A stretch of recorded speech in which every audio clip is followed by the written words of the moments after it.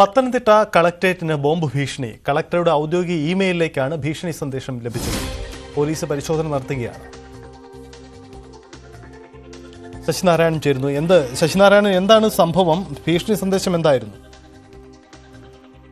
സജിത്ത്, ഇന്ന് രാവിലെ 6 മണിക്കാണ് പത്തനംതിട്ട കളക്ടറേറ്റ് ബോംബ് ഭീഷണി ഒരു മെയിൽ സന്ദേശം ലഭിക്കുന്നത്. അത് കളക്ടറുടെ ഔദ്യോഗിക മെയിലിലേക്കാണ് ഇത്തരത്തിലുള്ള സന്ദേശം ലഭിക്കുന്നത്. ബോംബ് വെച്ച് തകർക്കുമെന്നുള്ള ഭീഷണിയാണ് ഉണ്ടായത്.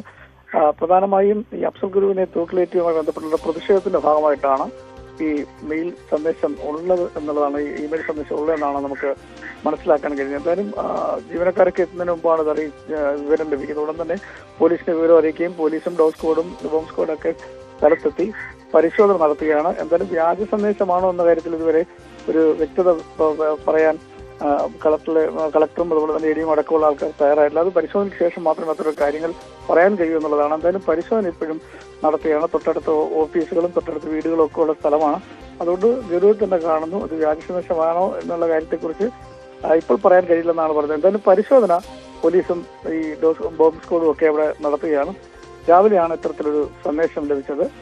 ജീവനക്കാരെല്ലാം എത്തുന്നതിന് മുമ്പ് തന്നെയാണ് പറയുന്നത്. അതുകൊണ്ട് തന്നെ വന്ന ജീവനക്കാരെല്ലാം കളക്ടർ ജീവനക്കാരെല്ലാം പുറത്ത് നിർത്തിയാണ് ഇത്തരത്തിലുള്ള പരിശോധന നടത്തുന്നത്. ഇപ്പോഴും പരിശോധന തുടരുകയാണ്. പത്തനംതിട്ട കളക്ടറേറ്റിന് ബോംബ് ഭീഷണി കളക്ടറുടെ ഇമെയിലിലേക്കാണ് വിട്ടത്. അതനുസരിച്ചുള്ള പോലീസിന്റെ പരിശോധന ഇപ്പോഴും അവിടെ തുടരുകയാണ്.